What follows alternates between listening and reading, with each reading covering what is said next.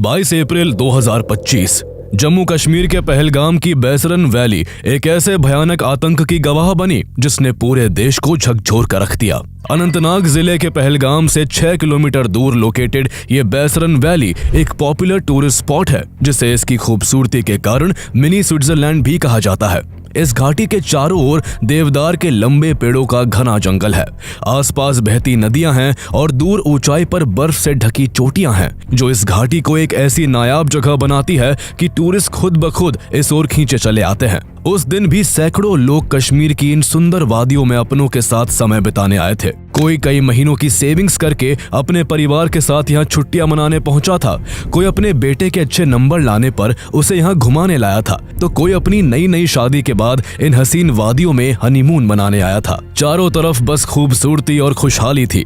बच्चों की हंसी, कैमरों की क्लिक और लोगों की बातचीत के बीच माहौल में एक सुकून भरी गूंज थी। कोई धरती के स्वर्ग को बस निहारे जा रहा था, तो कोई अपनी पत्नी की बाहों में ऐसे खोया हुआ था जैसे वो कुछ पल के लिए अपने सारे गमों को भूलकर बस इस पल में समा जाना चाहता हो। किसी को जरा सा भी अंदाजा नहीं था कि अब से बस कुछ देर में यहाँ कुछ ऐसा होने वाला है जो इस जन्नत जैसे माहौल को कुछ ही पलों में नरक बना देगा। जब सब लोग अपनों के साथ इस हसीन मंजर में डूबे हुए थे, तभी देवदार के पेड़ों से 5 से 6 लोग निकलकर वहां पहुंचते हैं। उनमें से कईयों ने भारतीय सेना और पुलिस की वर्दी पहन रखी थी, लेकिन असल में वो बेरहम आतंकी थे। हर एक के हाथ में M4 कार्बाइन्स और AK-47 जैसी खतरनाक राइफल्स थी और उनके पीठ पर लदे भारी बैग गोलियों, ग्रेनेड और बारूद से भरे हुए थे। वो धीरे धीरे शिकारियों की तरह इस घाटी में घुस चुके थे। इन टूरिस्ट की हंसी, उनकी मासूमियत उन आतंकियों को इस कदर चुभ रही थी कि वो जल्दी से जल्दी उन्हें खामोश कर देना चाहते थे। आतंकी सबसे पहले शुभम नाम के आदमी के पास पहुंचते हैं, जो अपने परिवार के साथ हंसी खुशी की बातों में डूबे हुए थे। एक आतंकी ने तुरंत लपक कर शुभम पर बंदूक तान दी और चीख कर बोला, बता तू हिंदू है या मुसलमान। आतंकियों की बंदूक और सवाल से शुभम और उनकी पत्नी दोनों डर से कांपने लगे। जब आतंकी ने दोबारा चिल्लाकर पूछा तो शुभम के कांपते हुए होठों से बस एक शब्द निकला, हिंदू। इतना सुनते ही आतंकी गुस्से से पागल हो गए और उनकी आंखों में नफरत उबाल मारने लगी। इसके बाद आतंकियों ने अपनी राइफल से अंधाधुन कई गोलियां शुभम पर दाग दी। शुभम के शरीर से खून का फव्वार छूट पड़ा और वो वही जमीन पर गिर पड़े। अपनी आंखों के सामने अपने पति को जान गंवाते देख शुभम की पत्नी रोने चीखने लगी और मदद के लिए पुकार लगाने लगी। इसके बाद आतंकी पूरी जगह में फैलकर हिंदुओं को निशाना बनाने में जुट गए। एक आतंकी की नजर इंडियन नेवी के लेफ्टिनेंट विनय नरवाल पर पड़ी, जो अपनी नई नवेली दुल्हन हिमांशी के साथ थे। उनकी शादी को महज अभी 6 दिन ही हुए थे और वह अपनी नई जिंदगी की शुरुआत कश्मीर की इन खूबसूरत फिजाओं में करने आए थे। लेकिन आतंकियों ने एकदम से उनकी खुशगवार जिंदगी को मौत के अंधेरे में धकेल दिया। आतंकी ने विनय के पास आकर उनका नाम और धर्म पूछा। जवाब में हिंदू सुनते ही आतंकी ने उन्हें भी गोली मार दी और आगे बढ़ गया। पीछे रह गई बस विनय की पत्नी हिमांशी, जो रोती हुई आंखों से अपनी जीवन साथी की लाश के पास बैठी उन्हें देख रही थी, जो अब कभी लौट कर नहीं आने वाले थे। 2-4 मिनट की गोलियों की गड़गड़ाहट से ही पूरी घाटी कांप उठी थी। चारों दिशाओं में बारूदी गंध फैल चुकी थी। गोलियों की आवाज सुनकर बच्चे चीख रहे थे, औरतें बिलख रही थी और मर्द अपनी और अपनों की जान बचाने की कोशिश में लगे हुए थे।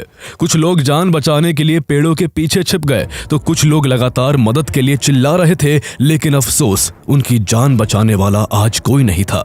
अमेरिका में काम करने वाले कलकत्ता के बिटान अधिकारी कुछ दिनों की छुट्टी के लिए अपनी पत्नी सोहिनी अधिकारी और अपने 3 साल के बेटे के साथ कश्मीर घूमने आए थे। उनके बेटे को जब गोलियों की तड़तड़ाहट सुनाई दी, तो वो मासूम बच्चा अचानक डर के मारे चिल्ला उठा, मम्मा, साउंड, फायर। उस मासूम की आंखों में ऐसा डर था कि वो समझ ही नहीं पा रहा था कि ये क्या और क्यों हो रहा है। बिटान ने बिना एक पल गवाए बेटे का हाथ कसकर पकड़ लिया और दौड़ने लगे। उनके साथ उनकी पत्नी सोहिनी भी थी, जो अपने परिवार को किसी तरह मौत के मुंह से खींच ले जाना चाहती थी। लेकिन उसी पल आतंकियों ने उन्हें घेर लिया। जैसे ही आतंकियों को पता चला कि बिटान हिंदू है, उन्हें उनकी पत्नी और बेटे के सामने ही गोलियों से भून दिया गया। चारों ओर भगदड़ मच चुकी थी। कुछ लोग गिरते पड़ते भागने की कोशिश कर रहे थे, तो कुछ लोग डर के मारे जमीन पर ही लेट गए, जैसे मिट्टी से चिपक जाने से मौत टल जाएगी। तभी एक आतंकी खून से सना चेहरा और आंखों में वहशीपन लिए लोगों के सामने आया और जोर से चिल्लाया कि सारे हिंदू एक तरफ हो जाओ और मुसलमान एक तरफ। सभी लोग सन्न रह गए, कोई अपनी जगह से हिल भी नहीं पाया। इसके बाद उन आतंकियों ने एक एक कर लोगों से उनका धर्म पूछना शुरू किया। क्या तुम हिंदू हो? जिसने भी हाँ कहा, अगले ही पल आतंकियों ने उसे गोलियों से भून डाला। कुछ ही मिनटों में कई लोग मारे जा चुके थे। उन सभी की सिर्फ इतनी गलती थी कि वो हिंदू थे। मन ही मन वहां मौजूद सभी लोगों में खौफ था। किसी को नहीं पता था कि अगले पल कौन मौत के निशाने पर होगा। इसके बाद आतंकियों ने नाम पूछने के बजाय उनसे कलमा पढ़वाना शुरू कर दिया। जो लोग इसे पढ़ नहीं पाए, अगले ही पल उनकी जान ले ली। इन मासूम लोगों की भीड़ में सुशील नथानियल का परिवार भी मौजूद था।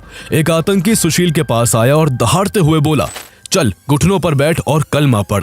सुशील ने कांपते हुए जवाब दिया, मैं ईसाई हूं, मुझे कलमा पढ़ना नहीं आता।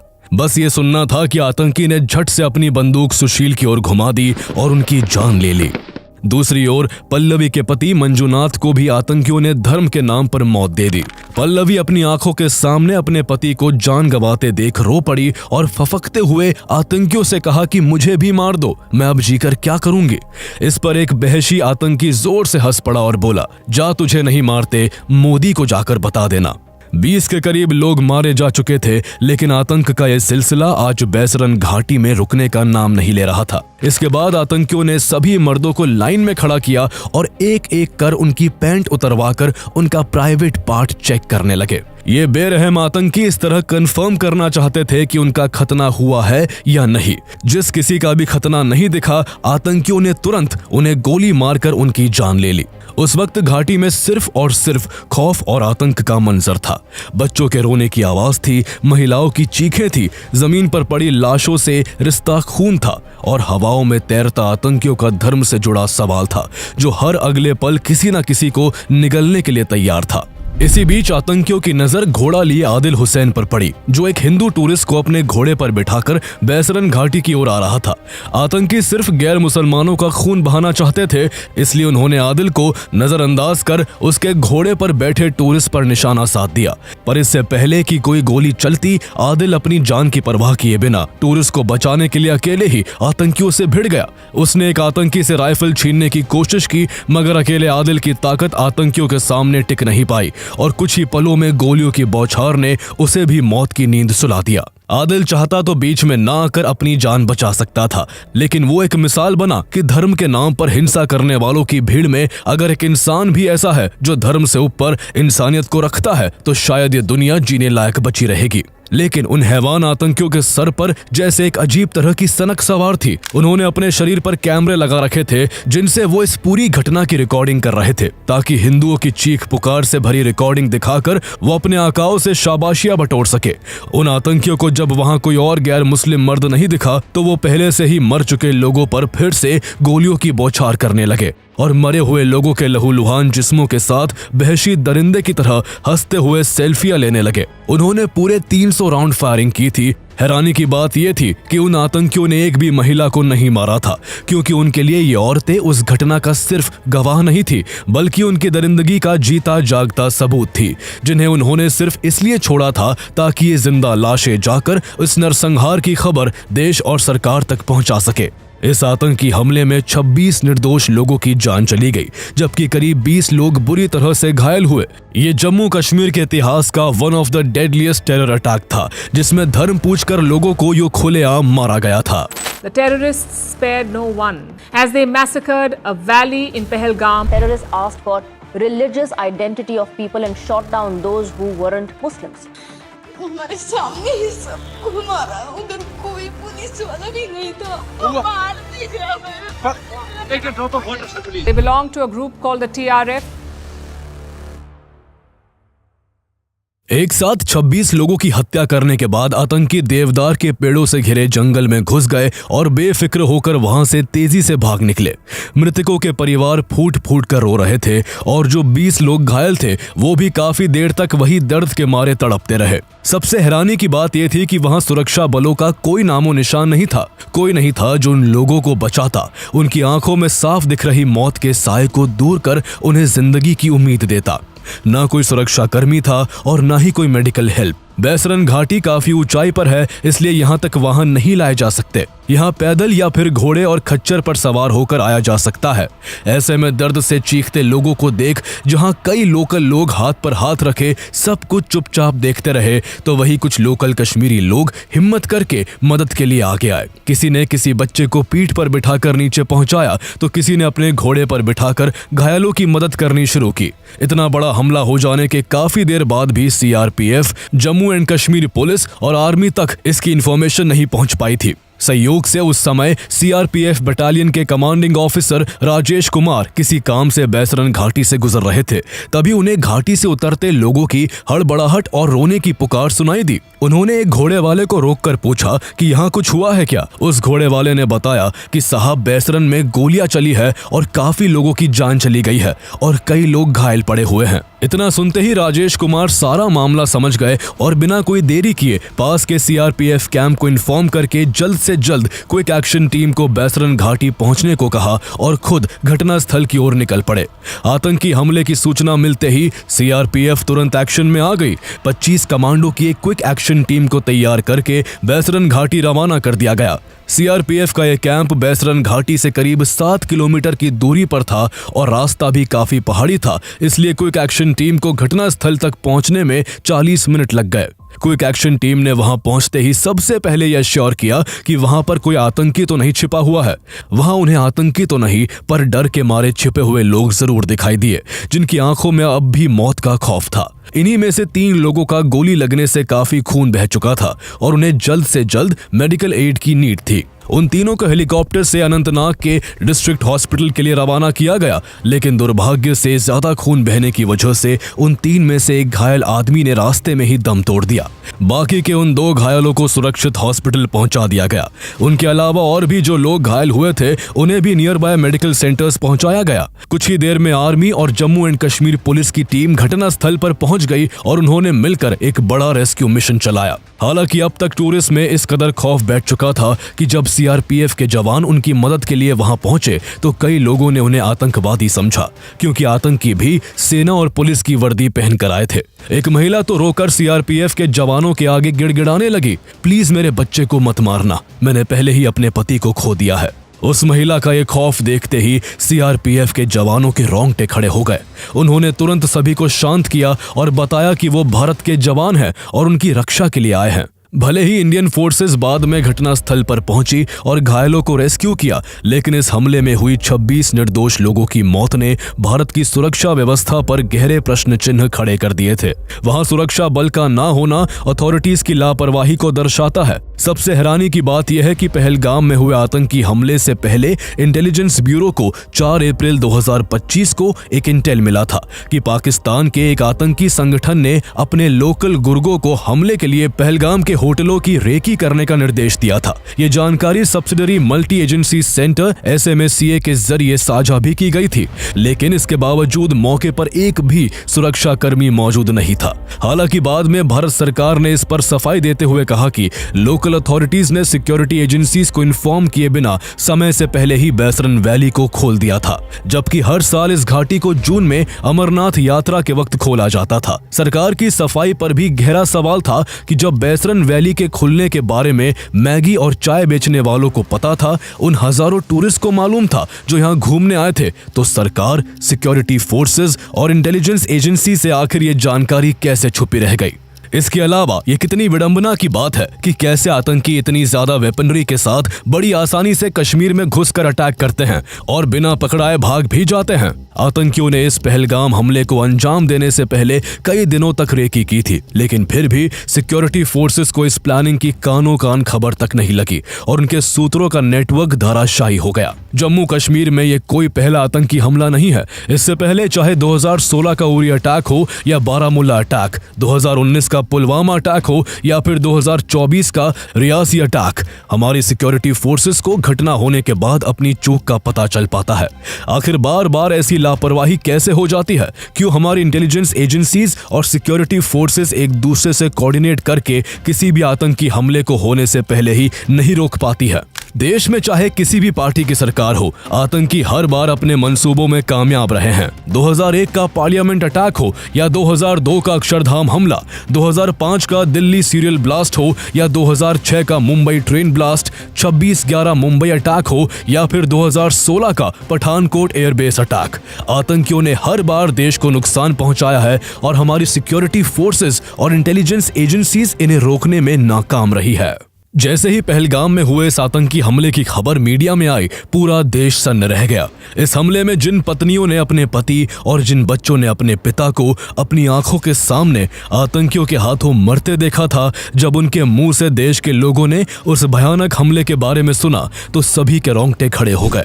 सभी भारतीयों की आंखों में आंसू थे और दिल में गुस्सा। हर कोई इसका बदला चाहता था। भारत सरकार भी हमले के बाद एक्शन में आ गई। होम मिनिस्टर अमित शाह ने खबर मिलते ही पहलगाम का दौरा किया। जब उन्होंने वहां मृतकों के परिवार वालों की रोती हुई आंखें और चीखती हुई न्याय की पुकार सुनी तो उन्होंने उन्हें भरोसा दिलाया कि इस हमले के जिम्मेदार लोग जल्द ही अपनी कब्र में होंगे। प्रधानमंत्री नरेंद्र मोदी जो पहलगाम में हुए हमले के वक्त सऊदी अरेबिया में थे, वो फौरन अपने दौरे को बीच में ही रद्द करके भारत लौटे और अगले दिन 23 अप्रैल को cabinet committee on security (CCS) की इमरजेंसी मीटिंग बुलाई। CCS की ये बैठक 2 घंटे से भी ज्यादा चली और इसमें पाकिस्तान को करारा जवाब देने के लिए गंभीर चर्चा हुई। इस आतंकी हमले की जिम्मेदारी द रेजिस्टेंस फ्रंट यानी TRF ने ली थी, जो पाकिस्तान के आतंकी संगठन लश्कर-ए-तैयबा का ही एक शैडो ग्रुप है। लेकिन असल में TRF या लश्कर-ए-तैयबा तो बस मोहरा थे। इस आतंकी हमले की जड़ें इतनी गहरी है कि ये जड़ें पाकिस्तान की इंटेलिजेंस एजेंसी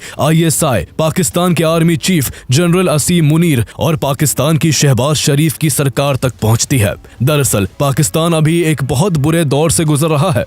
वहां की सरकार पहले से ही लड़खड़ा कर चल रही है। वहीं दूसरी ओर पाकिस्तान के अलग अलग राज्यों में भयंकर अस्थिरता का माहौल है। पता नहीं आने वाले वक्त में पाकिस्तान का कौन सा हिस्सा अलग होकर नया देश बन जाए। सबसे बुरा हाल बलोचिस्तान का है, जिसे पाकिस्तान से आजाद करने के लिए बलोचिस्तान लिबरेशन आर्मी यानी BLA ने पाकिस्तान सरकार की नाक में दम कर रखा है। इसके अलावा पाकिस्तान की इकोनॉमी चरमराने की कगार पर खड़ी है और उसे विदेशी कर्जे पर गुजारा करना पड़ रहा है।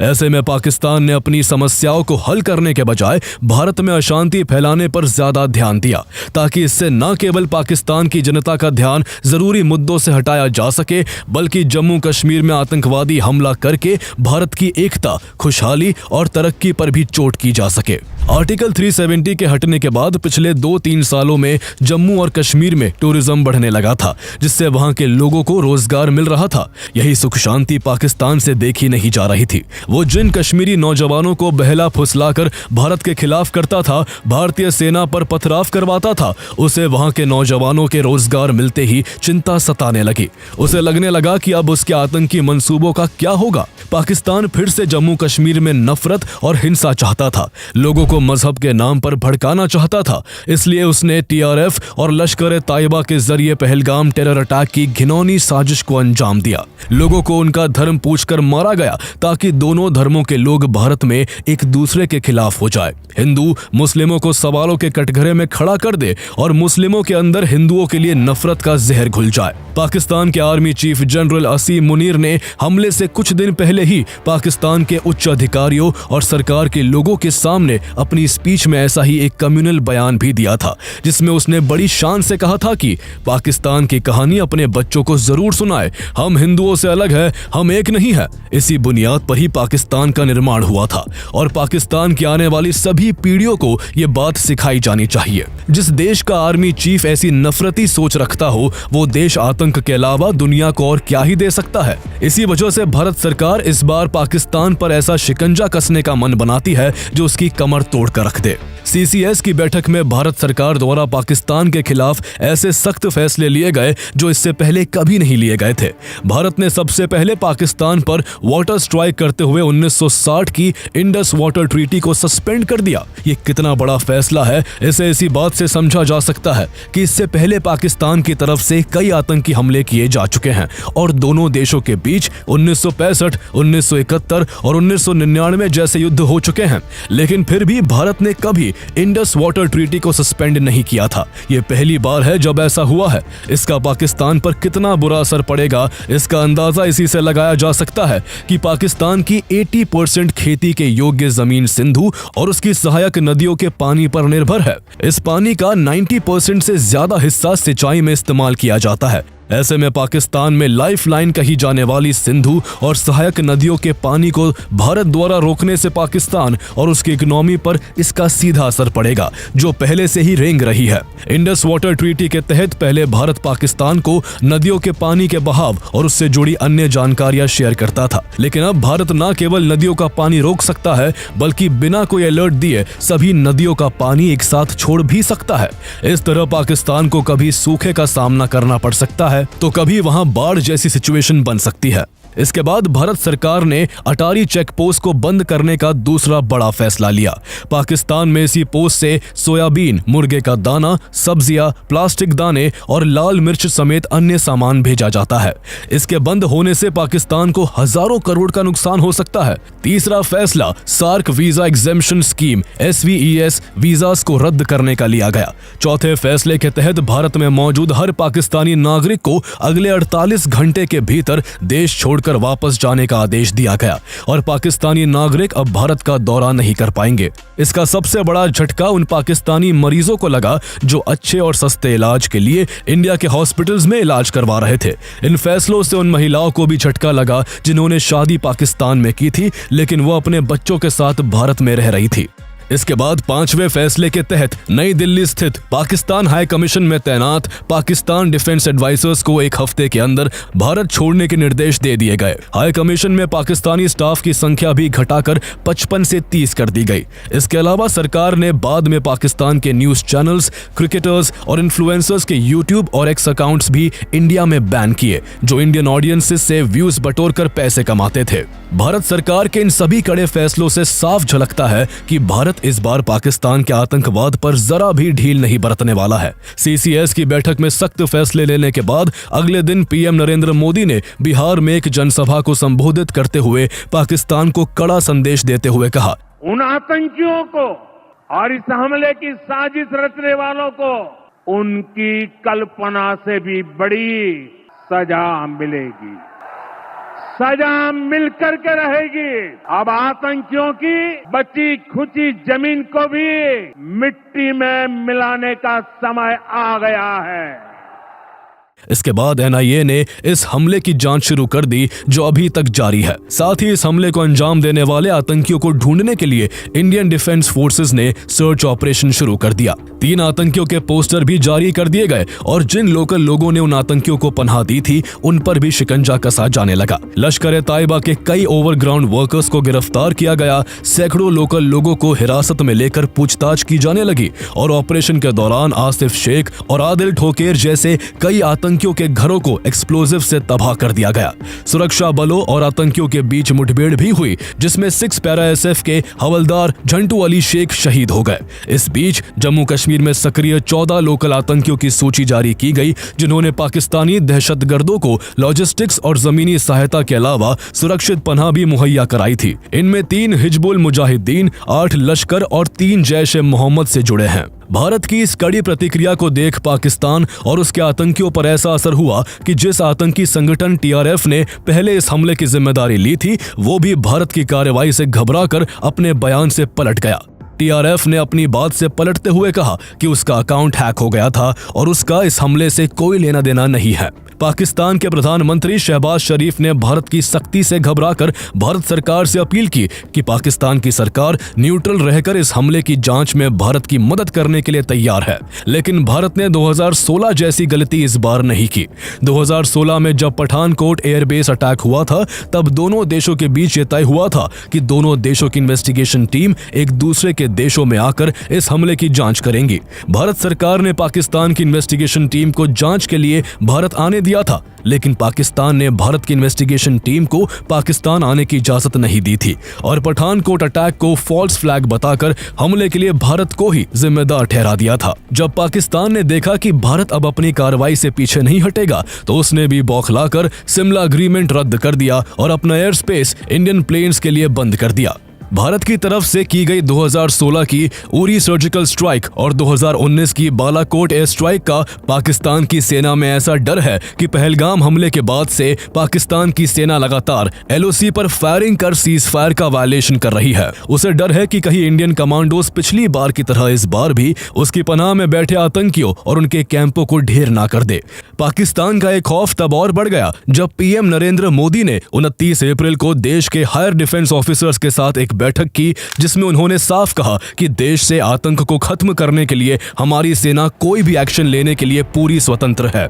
जवाब कब और कैसे देना है ये तय करने के लिए सेना को खुली छूट है। जहां अमेरिका, ब्रिटेन, इटली, फ्रांस और सऊदी अरब जैसे दर्जनों देशों ने पाकिस्तान के आतंकवाद की निंदा करते हुए खुद को भारत के साथ बताया, तो वही चाइना पाकिस्तान को अपना समर्थन दे चुका है। पाकिस्तान के अलावा अगर कोई ऐसा देश है जो भारत को हमेशा नुकसान पहुंचाना चाहता है तो वो चाइना है। जब से अमेरिका और चीन के बीच टैरिफ वॉर शुरू हुई है तब से अनुमान लगाया जा रहा है कि इसका सबसे ज्यादा फायदा भारत को हो सकता है। चाइना के इन्वेस्टमेंट्स भारत में आएंगे, जिससे चीन की इकोनॉमी को झटका लगेगा और भारत की इकोनॉमी की रफ्तार और भी बढ़ जाएगी। आज इंडिया वर्ल्ड की 5th लार्जेस्ट इकोनॉमी है और एक्सपर्ट्स के हिसाब से 2028 तक भारत दुनिया की 3rd लार्जेस्ट इकोनॉमी बन जाएगा। ऐसे में चीन के लिए भारत का इतना कामयाब होना उसे अपने लिए और भी बड़ा खतरा लग रहा है, जिस वजह से वो भारत के खिलाफ जाने के लिए पाकिस्तान और उसके आतंकवाद का समर्थन करने को भी तैयार है। ऐसे में भारत के लिए जम्मू कश्मीर में बार बार होते आतंकी हमलों पर फुल स्टॉप लगाना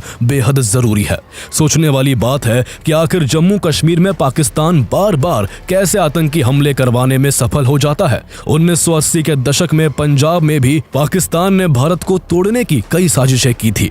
पाकिस्तान ने मिलिटेंट्स को हथियार और पैसे देकर पंजाब को भारत से अलग करने की कोशिश की थी, लेकिन भारत सरकार ने कई बार के प्रयास के बाद पाकिस्तान की साजिश को नाकाम करके पंजाब को मिलिटेंसी के मुंह से बाहर निकाल लिया था। लेकिन जम्मू कश्मीर में ऐसा क्यों नहीं हो पाता? कई दशकों की उथल पुथल के बाद भी आखिर क्यों पाकिस्तान की साजिशों को हमेशा हमेशा के लिए खत्म नहीं किया जा सका है? दरअसल पंजाब की स्थिति को भारत सरकार इसलिए काबू कर सकी क्योंकि इंडियन गवर्नमेंट का पंजाब पर पूरा कंट्रोल था। इसके अलावा पंजाब में सेपरेटिस्ट को लोकल लोगों का सपोर्ट नहीं था, इसलिए पाकिस्तान के मंसूबे कामयाब नहीं हो सके। लेकिन जम्मू एंड कश्मीर की स्थिति पंजाब से बिल्कुल अलग है। 1947-48 के फर्स्ट कश्मीर वॉर के बाद से जम्मू एंड कश्मीर का करीब 35% हिस्सा पाकिस्तान के कब्जे में है, जिसे पाकिस्तान ऑक्यूपाइड कश्मीर यानी POK के नाम से जाना जाता है। POK को ही पाकिस्तान ने आतंक का अड्डा बनाया हुआ है। POK की ज्योग्राफिकल कंडीशंस आतंकियों को भारत में घुसपैठ का एक आसान रास्ता प्रदान करती है।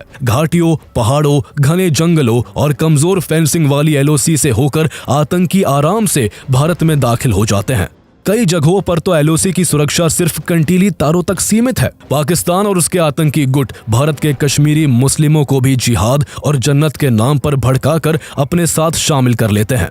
अभी तक जम्मू कश्मीर में जितने भी हमले हुए हैं वो सब लोकल लोगों की मदद से ही पॉसिबल हुए हैं। कुछ कश्मीरियों की मदद से ही आतंकियों ने POK के अंदर कई जगहों पर लंबे लंबे टनल बना रखे हैं जो सीधा भारत में खुलते हैं। कई जगहों पर भारतीय सेना की चौकियों से महज 3-4 किलोमीटर की दूरी पर ही POK में आतंकी लॉन्च पैड्स मौजूद है, जिन्हें पाकिस्तानी सेना और ISI की मदद से लश्कर-ए-ताइबा, जैश-ए-मोहम्मद और हिजबुल मुजाहिदीन जैसे आतंकी गुटों द्वारा ऑपरेट किया जाता है। पाकिस्तान लंबे समय से भावलपुर जैसे अपने इलाकों के साथ साथ POK के मुजफ्फराबाद, कोटली, मीरपुर और बाग जैसे एरियाज में भी आतंकवादियों की एक बड़ी खेप तैयार कर चुका है। आतंकियों को पाकिस्तान और POK दोनों जगह ट्रेनिंग दी जाती है। POK में पाकिस्तान ने बड़ी संख्या में मदरसे खोले हैं, जहां युवाओं के दिमाग में बचपन से ही भारत के खिलाफ नफरत भरकर उन्हें आतंकी बनने को मजबूर किया जाता है। इन्हीं कैंप्स में आतंकियों को हथियार चलाने, विस्फोटक बनाने और उसके बाद इंडिया में घुसपैठ करना सिखाया जाता है।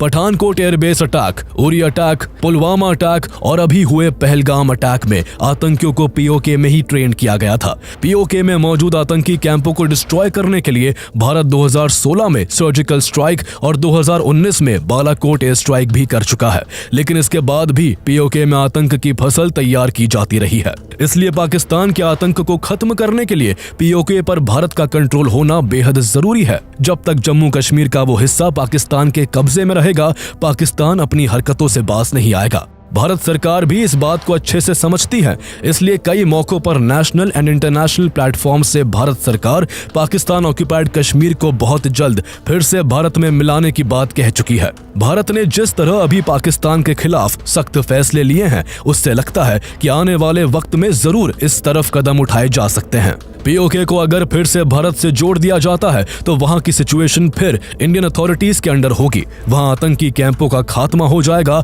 और पाकिस्तानी आतंकियों पर शिकंजा कसा जा सकेगा। लेकिन पीओके को भारत में शामिल करना अगर इतना ही आसान होता तो सालों पहले ही ये काम हो गया होता। इस काम में कई जरूरी पेंच हैं जो भारत के लिए बड़ी चुनौती खड़ी कर सकते हैं। 1948 में भारत ने कश्मीर इशू को यूनाइटेड नेशन में ले जाने की एक ऐतिहासिक भूल की थी, जिसका खामियाजा भारत को आज तक सहना पड़ रहा है। अगर भारत पीओके को वापस लेने की कोशिश करता है तो यूएन का इंटरफेरेंस तय है। हालांकि अब भारत के यूएस, फ्रांस, यूके और रशिया जैसे वीटो होल्डिंग देशों से अच्छे संबंध है, लेकिन चाइना पाकिस्तान के पक्ष में वीटो लगाकर एक बड़ी रुकावट बन सकता है। और अगर कूटनीति से बात नहीं बनी तो भारत को शायद पाकिस्तान से खुली जंग लड़नी पड़े। ये युद्ध लंबा चल सकता है, जिसमें देश की इकोनॉमी पर बुरा असर पड़ेगा। दोनों देश के पास न्यूक्लियर वेपन है, इसलिए युद्ध की स्थिति में दोनों ही ओर से न्यूक्लियर वेपन के इस्तेमाल का खतरा है। इसके अलावा अगर युद्ध होता है तो चीन अपने फायदे के लिए पाकिस्तान के साथ खड़ा होकर भारत के खिलाफ युद्ध में शामिल हो सकता है। ऐसे में भारत के सामने दो मोर्चों पर युद्ध लड़ने की एक बड़ी चुनौती होगी। इसलिए भारत को हर पहलू को ध्यान में रखते हुए एक ऐसा रास्ता खोजना होगा जिससे पीओके को मजबूती से भारत में मिलाया जा सके, क्योंकि जब तक पीओके भारत का हिस्सा नहीं बनता, शायद पुलवामा और पहलगाम जैसे हमलों को कभी जड़ से नहीं रोका जा सकेगा। आतंक को जड़ से मिटाना ही उन 26 निर्दोष लोगों को सच्ची श्रद्धांजलि होगी जिन्होंने पाकिस्तान के आतंकियों के हाथों पहलगाम में अपनी जान गंवा दी।